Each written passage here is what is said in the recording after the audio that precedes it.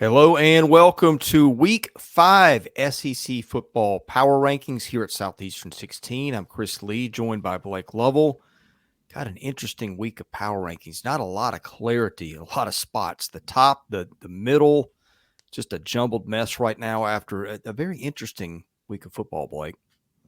Was very interesting. And like you said, we actually had a couple of, I think, notable movements for teams in this week's power rankings, and you'll see as we get closer to the top, you're going to see where a couple of those are because there were some changing of the votes this week to have one big move in particular near the top. So, we will jump into these. And Chris, probably not going to surprise you, but we're starting number 16, and Mississippi State lands there once again after losing by 17 at home to the Florida Gators. Yeah, we had some changes near the bottom, but not at the bottom. State just didn't look very good against Florida. Blake Shapen now out for the year. It is going to be a tough road ahead for Jeff Lebby. Yeah, not a lot more to add on that. Number 15 is Auburn. Chris, talk about quarterback issues in a different way for Auburn, perhaps. But yeah, Tigers lose at home to Arkansas, and plenty of discussion coming out of that. I think about one Hugh Freeze online. Chris, you may or may not have seen that. I think you did, as the notable Hugh Freeze follower this weekend. So, it got nasty. Bo Wallace was on the air on a podcast ripping his former coach, and I think, well, I will stay out of whether there was merit to that or not. Let's just say it was interesting. Here's a crazy thing that I bet you didn't know. Did you know Auburn's averaging 8 yards a play? I did not on realize offense. that, but no. Yeah. Well, no, it doesn't matter because they've got a 6% turnover rate. Yeah, not good when your yards per play and turnover rate are that close together. So yeah, that is a mess. You don't apparently you just don't have a quarterback, and it is that it's not a pretty scene in Auburn. I think this week's matchup with Oklahoma feels like a first one to score 10 wins. Let me find the over-under on that. We were talking about in the Saturday reaction You said 53.5, and I couldn't believe it. Well, no, I told you. I said I think that was a number that was set before, probably before the Oklahoma-Tennessee game or something like that. But I think it's down to 47. And I told you it was going to go down quick. And, yeah, I think even that seems high maybe for some people. But it does to me.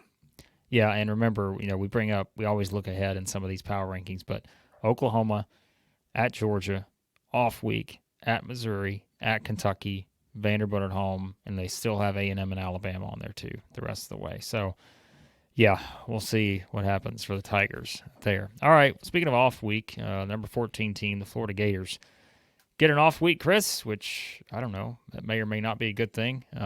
But, hey, they went in and won at Mississippi State, and it's better than a loss, right? Yeah, Florida actually looked pretty good this weekend. That may have had a lot to do with Mississippi State, but got good play from a couple of quarterbacks. I thought had a score or two wiped off by a bogus penalty, and I don't remember if they scored later on the drive or not. But statistically, I thought they manhandled State better than the box score indicated. But again, that may have something to do with Mississippi State. I will say this: I think Florida has got some things on offense.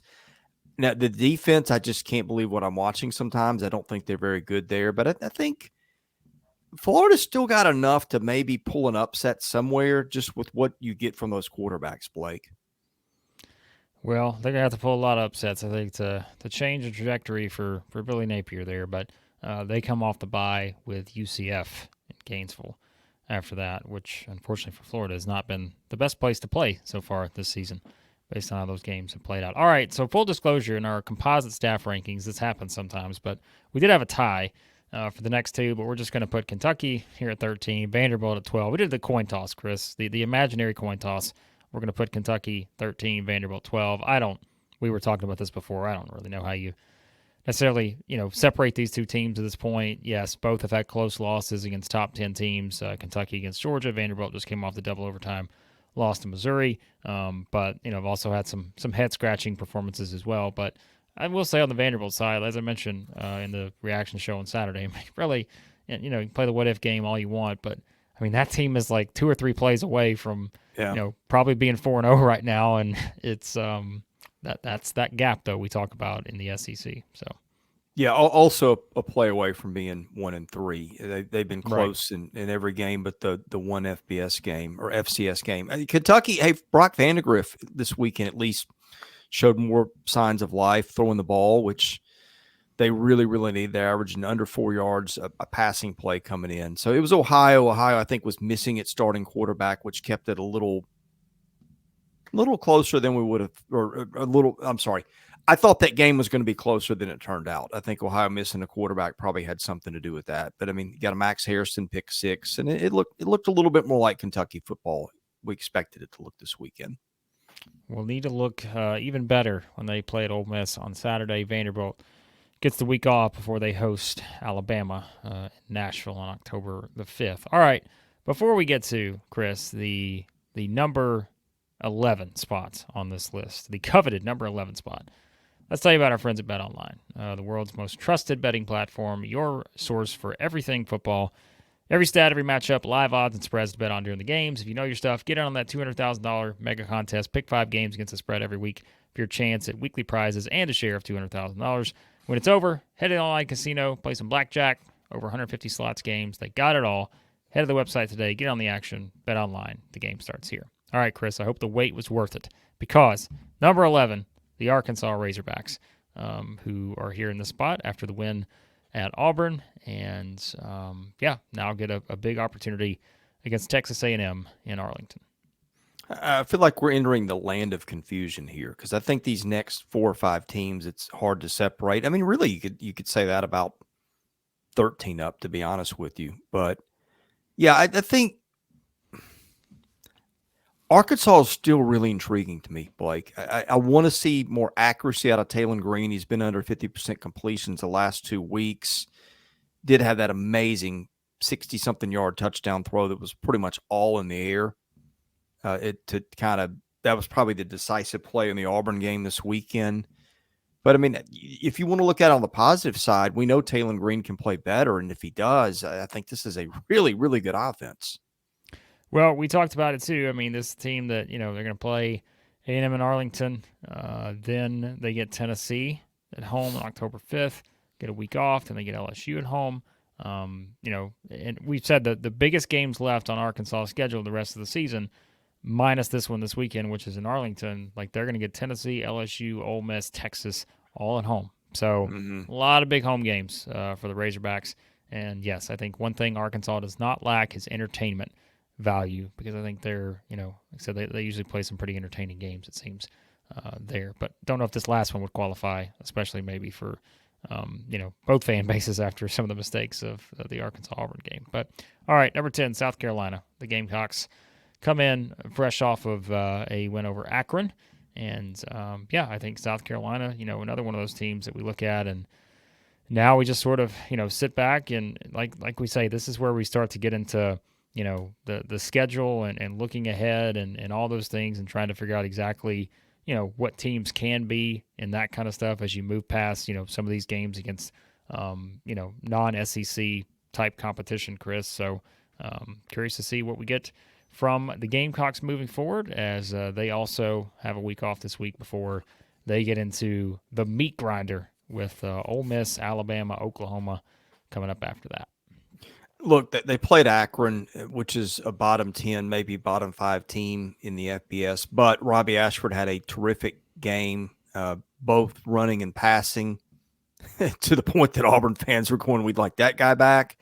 So you had that. I mean, you got Lenore Sellers rested for another week. You got the defensive performance you expected. But you also got Rocket Sanders hurt, and I don't know where that stands this morning, but that's a concern. And I hate it because, man, Blake, he started to look so good last week, and I thought maybe we're getting that guy back that we had 2 years ago. Well, and again, you think about, the defensive matchups coming up in those next, really the rest of the way. They've got a tough schedule, but said Ole Miss, Alabama, Oklahoma, like you think about the defenses for those 3 teams in particular. Then they get A&M after a bye early November. Still got Missouri on there So yeah, gotta find ways to get some consistent offense to beat those teams there. So all right, number 9, Texas A&M. Just mentioned them, the Aggies, getting ready for that matchup against Arkansas. And like you said, Chris, I think this is kind of that area where it seems like each week when I look at our composite rankings and each individual sort of ballot, you just don't really like. You're like, okay, is A&M here? Like, where do they belong? But I feel like it's these teams right here, like you said, Arkansas, South Carolina, A&M, and we probably, go ahead and spoil the next couple, which you're going to have teams like Oklahoma and LSU in there. Like, you just don't ever know, like, where do you put some of these teams based on, kind of what we've seen to this point. So, I've got a strong take on probably the teams above and below A&M by a couple of spots each way. I don't know what to do with this team. I got asked this morning on a radio show, and I just kind of stalled because I don't know what to say. There's like they're not bad at anything, but they're not good at anything either. And I think maybe you could argue that new coach, now a new quarterback, and transfer portal there, sometimes it takes teams a while to get going, and maybe that's the case with A&M. I don't think they're the playoff contender we thought they could be going to the season. I don't think they're bad. I don't know if they're any good either, though.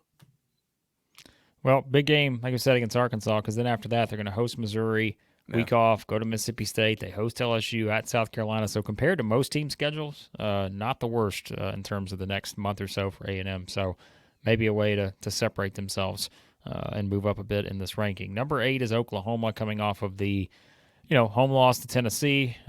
Defense did what they could, but as always, Chris, the story just continues to be, what are we going to get out of the Oklahoma offense? And yeah, I mean, I think that's the question moving forward when you try to accurately kind of judge what this team can be the rest of the way, I guess. They got lit up front by Tennessee. They changed quarterbacks. I mean, Jackson Arnold had so much promise. We've had the receiver injuries. They can't, I guess, get a consistent running game together. It's just not the team I think we thought we were going to see. And I'm not blasting Oklahoma. I'm not down on the program. I think if Oklahoma fans are watching, they know why it's gone wrong. But yeah, and look, there's always a chance they get better. Maybe they get some help on the offensive line. Jackson Arnold is still a talented quarterback. They still have talented weapons around it. But right now, Tennessee exposed the weaknesses that started to pop a couple of weeks ago when they squeaked by Houston. Like a must-win for Oklahoma, it feels like, at Auburn on Saturday, because then the rest of the way as it stands right now, after that game, 5 of their final 7 games will come against teams that are ranked in the top 14, which, that's just life in the SEC right now. So, yeah, but they definitely need that one on Saturday. All right, LSU is number 7. We said earlier, too, like LSU is one of those teams, like they just seem to always magically wind up at number 7, I feel like, each week, and yet you still probably can, have some questions about exactly what you're going to, get from LSU on a game-to-game basis. The first half was a game, but then they took it over in the second half, outscored UCLA 17-0 in the second to win at 34-17. And they're going to get South Alabama this week before jumping into the grind of their SEC schedule. Yeah, I mean, I feel like it doesn't feel like they should be at 7, but they did beat South Carolina, which is a quality win. Did lose narrowly to Southern Cal. I think the UCLA win was maybe a little better than people give credit for. But no Harold Perkins now. He's done for the year. Offensively, they're trying to find some things, but I don't think that we'll have LSU higher than 7 the rest of the year. I think this is their ceiling. It's just a matter of can they stay where they are. Well, number 6 is Missouri, who, again, comes off the double overtime home win against Vanderbilt. Quite a scare in that game for the Tigers. But as we said, Vanderbilt's a team that's kind of, played Missouri pretty well over the past several years, and minus a couple here or there. But, yeah, I think Missouri's another one of those teams, Chris, where, they beat Boston College. They were able to rally, win that game. They're able to, kind of do the same against Vanderbilt, maybe in a little more nerve-wracking fashion. But, they're going to get the week off this week before they have a, pretty big game, too, against A&M next week. So, hands down, the easiest team to rank. I think they've been in this spot all season. I can't even begin to justify moving them up or down at this point. But, hey, I meant to mention this. I snubbed this guy on accident on our post-game reaction show this weekend, but Nate Noel had a great game. I think you Probably was mentioned the him. difference for them. I don't know that I did. Maybe I did, but didn't enough. But I know we were naming player of the week candidates at the end of the show, and I forgot to mention him. I felt bad about that because he was really good in that game against Vanderbilt. Offensive line had something to do with it too, but he was. So, all right, now we get to our top 5, which I think Alabama was number 5 last week. They're going to stay there this week, and obviously a chance to move up considerably if the Crimson Tide were to beat Georgia this week. But here we go, Chris. Alabama, Georgia this week, and the Tide sitting here waiting to kind of prove themselves for the first time in terms of this kind of spot in the Kalen DeBoer era in Tuscaloosa. these 5 teams from here on out, I almost wanted to just throw them a hat and draw them out at random. That might have been easier. It would have been easier than ranking them. We gave it our best shot. I feel like a lot of the computers got Alabama number 2 nationally. They have not been statistically dominating, in other than on the point side of things. But like, they're a weird team because it feels like their defense is on the field a lot. And they grind out drives against them, but they just stall in the red zone. I'm rambling here, but I think the Georgia game is going to tell us a lot about both teams. Yep, we have already done our prediction for Alabama, Georgia. So you guys, at the end of this video, check out one of the videos that pop up on the screen. You will see that one, Alabama versus Georgia, our early preview and predictions for that one on Saturday. All right, Ole Miss at number 4. I feel like that's as low as Ole Miss has been so far this year, despite doing nothing but just winning games. But there's a reason why, and we'll talk about it in a second. But Ole Miss here at 4, ho-hum, Chris. Ole Miss just, beats another team the way you think they should, and now get an opportunity to stay in Oxford and host Kentucky this weekend. I've had Ole Miss at 2 all year. I dropped them this week. Nothing against Ole Miss. They haven't really accomplished anything yet other than blowing out helpless teams. And a lot can be said for the teams ahead of them too, doing that. But everybody ahead of them at this point has got at least one nice win, and they don't have it. So in trying to sort these teams out, that's where I drew my line. All right, Chris.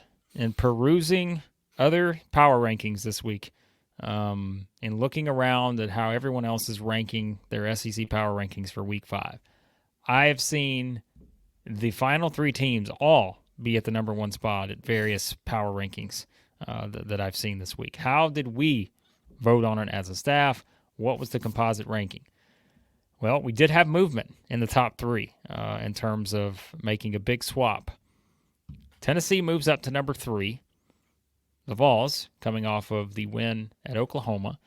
And something you did say on the reaction show on Saturday, Chris, that I wanted to circle back around to.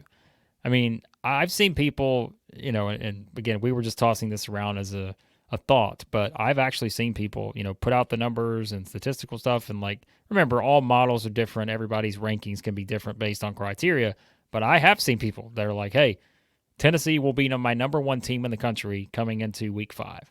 And I'm curious, is there a case to say Tennessee should be the number 1 team in the country coming into, or even, they're number 1 team in the country, they'd be the number 1 team in our power rankings. But is there an argument for the Vols at this point in the season? Absolutely, there's an argument. Again, I could put these in a hat and draw them out and maybe feel more comfortable. The computers have still got Texas about 4 points better than Tennessee, got Alabama about 3 points better than Tennessee. I got Georgia about 1.5 points better than Tennessee. That's on a neutral field. Now, look, I watched their defensive line. They dominated Oklahoma. They played angry, and they're giving up 3.1 yards a play, which I think is the lowest in the league. Now, having said that, there is some stat compiling in here. Kent State is hands down the worst team in the FBS, and that's kind of where we are. We're trying to say, all right, all these teams at the top, you bludgeon 2 or 3 helpless opponents, and you got a win of some quality somewhere, and how do we balance that out? That's what makes it so hard. Your question was, can we justify Tennessee as the number 1 team? I think absolutely we can. I'm not going there yet because Georgia's still a team with a 40-something game winning streak in the regular season. We know they've got talent. and Texas, a lot of people have as the number one team in the country, including the AP poll. And Texas is kind of in the same boat with Tennessee. One, some bludgeonings and one quality win on the road. So it doesn't matter, really. It really does not matter. None of these games, 90% of the season of significance is ahead of us. So these are fun to argue about and debate. You make your best guess. I think Tennessee at 3 feels right, but Tennessee at 1, I wouldn't argue with either. Yeah, I think again, I've seen that debated. And speaking of number 1, Chris, for the first time, and I don't even, I have no idea how long it's been since for the first time we've not had the now number 2 team in our rankings, Georgia, at number 1 in our SEC power rankings in Southeastern 16. Because I'm pretty sure all last year, Chris, I don't remember exactly, but you would think based on the regular season winning streak, as we said. But there was enough in terms of a changing of the vote this week to move Georgia down, who stayed at number 1 last week, and we did the to be the man, you got to beat the man method. Georgia takes the week off. Texas wins blowout fashion again. But like you said, Texas, number 1 team in the country in the AP poll and such, and they are going to move up to number 1 in our composite rankings this week. Yeah, I finally moved my vote. I've had Georgia number 1 the whole time. Texas, the computers are saying, is the better team by a little bit. Again, I don't know. Georgia's offense has been a little bit underwhelming. Texas has been pretty darn good with either one of 2 quarterbacks.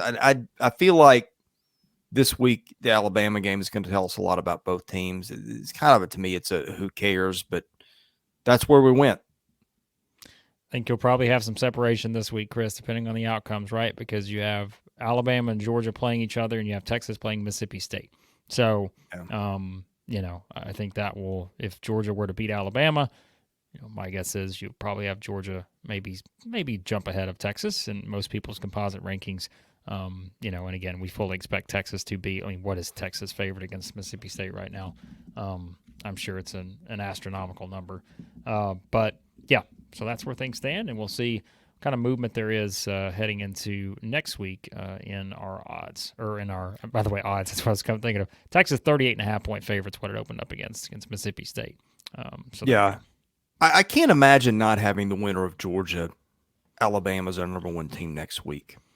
So this feels like kind of a placeholder till we play the real games. We always say that with our power rings. They really just don't mean a whole lot until, as you said, 90% of the games that actually mean something are still ahead of us. So there you go. Southeastern 16, SEC football, composite power rankings for week 5. Fun week of football ahead. We got some, we got the big game with Georgia, Alabama, but I think we've also got some interesting games. I want to see if Auburn can rebound. I think the A&M Arkansas game is fascinating. Maybe it will tell us about both teams. And then really starting from here on, this is when we get the real games, and this is the fun part of the season ahead of us. Yep. Hit the subscribe button, all that good stuff. Like I said, we got all our prediction videos coming for the upcoming weekend's games. You can already check out the Alabama-Georgia one. That one's already up as you're watching this, and a lot more fun stuff on the way covering these games this week.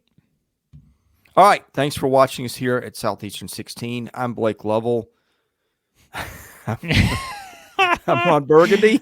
You guys have been waiting for that forever. You knew at some point one of us were going to call each other by the other name. And so I'm Ron Burgundy. You heard it here first. He's Blake Lovell. I'm Chris Lee. Wow. Incredible. We are who we are. We're sponsored by Southeastern 16. Get out of here and have a good week.